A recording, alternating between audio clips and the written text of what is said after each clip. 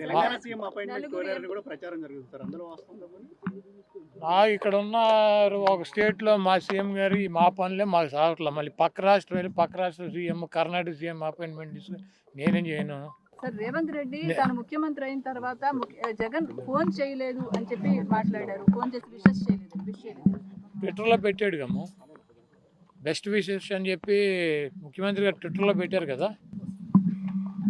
Personal call చేయలేదు, కర్తసి కోసం కూడా కాల్ చేయలేదు. మా ఓటమికి చేశారు అవన్నీ కూడా నాకు తెలుసు కూడా అన్నాడు. అంటే రేవంత్ రెడ్డి గారు మేము కాంగ్రెస్ పార్టీని అండి ఆయన గెలిపిస్తాక మేము అక్కడ కూర్చొని పనిచేయటానికి కాదు, కాంగ్రెస్ పార్టీని గెలిపిస్తాకి మేము మాది జగన్మోహన్ రెడ్డి గారు మేము కాంగ్రెస్ పార్టీనా?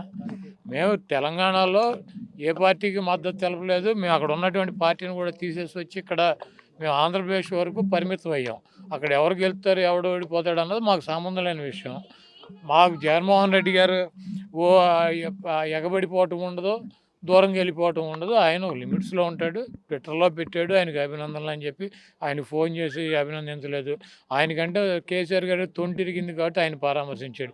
ఈయనకి తొంటి ఏమి ఇరగలేదు కదా, ఈయన వెళ్ళి పరామర్శించారు అవటానికి. రాజశేఖర రెడ్డికి సంబంధించి రాజశేఖర రెడ్డి మరణానికి సంబంధించి కొన్ని కీలక వ్యాఖ్యలు చేశారు.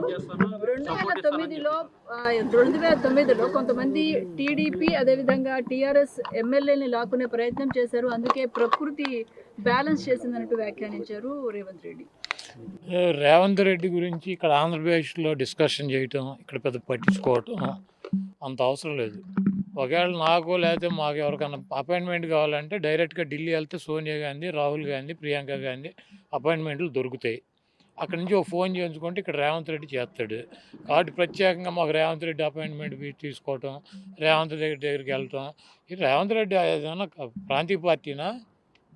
రేవంత్ రెడ్డి ఏమైనా సుప్రీమా? వాళ్ళే ముఖ్యమంత్రిగా పెట్టుకున్నారు, ఆయన ఆ పదవిని ఎంజాయ్ చేయమనండి. ఊరిని ఇవన్నీ ముఖ్యమంత్రి గురించి వాళ్ళ గురించి నాకు ఫోన్ చేయలేదు, ఏం దీనికి ఫోన్ చేసేది? ఆయన ట్విట్టర్లో పెట్టాడు మర్యాదగా కంగ్రాచులేషన్స్ ముఖ్యమంత్రి అయినందుకని చెప్పి. నాకు ఫోన్ చేయలేదు, నన్ను వచ్చి కలవలేదు. ఎందుకు ఫోన్ చేస్తారు, ఎందుకు వెళ్ళి కలుస్తారు? ఒక్కొక్కళ్ళ పద్ధతి ఒక రకంగా ఉంటుంది.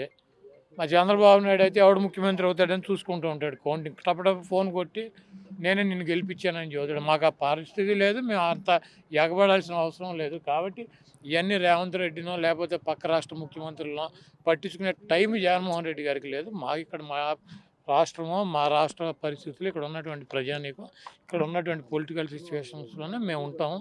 మాకు ఈ రాష్ట్రంలో తప్పించి పక్క రాష్ట్రాల్లో మాకు పార్టీ ఉంది కదా, ఎందుకు తీసాం? వద్దనుకునే కదా.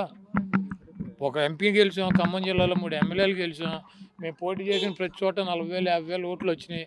అయినా కూడా వద్దనుకుని మేము ఇక్కడికి ఎందుకు వచ్చాం? మాకు అవసరం లేదనే కదా పక్క రాష్ట్ర రాజకీయాల్లో. మళ్ళీ ఇప్పుడు ఏదో ఇవన్నీ కూడా ఏపీఎన్ రాధాకృష్ణ పని పాట లేకుండా అక్కడ ఒక సొల్లు ఎకిలి పురాణం అని ఒకటి పెట్టి ఆ ఎకిలి ప్రోగ్రాంలో పెట్టే కార్యక్రమం ఇవన్నీ పెద్ద మాట్లాడుకుంటుంది.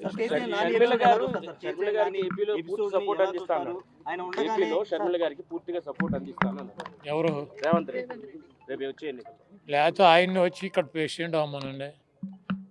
రేవంత్ రెడ్డి సపోర్ట్ అందిస్తాం కాదు. లేకపోతే అక్కడికి ముఖ్యమంత్రి పదవి రిజైన్ చేసి ఇక్కడికి వచ్చి Andhra Pradesh working press Congress party president అవ్వమనండి. ఇప్పుడు వాళ్ళ పార్టీకి వాళ్ళు అందించుకోక ఎవడికి అందిస్తాడు? ఆయన చంద్రబాబు నాయుడిని గెలిపించాలంటే షర్మిలా గారికి అందించాల్సిందే కదా, తప్పదు కదా. మరిన్ని వీడియోస్ కోసం ఛానల్ ని సబ్స్క్రైబ్ చేయండి, లేటెస్ట్ అప్డేట్స్ కోసం వాట్సాప్ ఛానల్ ని ఫాలో చేయండి అండ్ లింక్ డిస్క్రిప్షన్ లో ఉంది.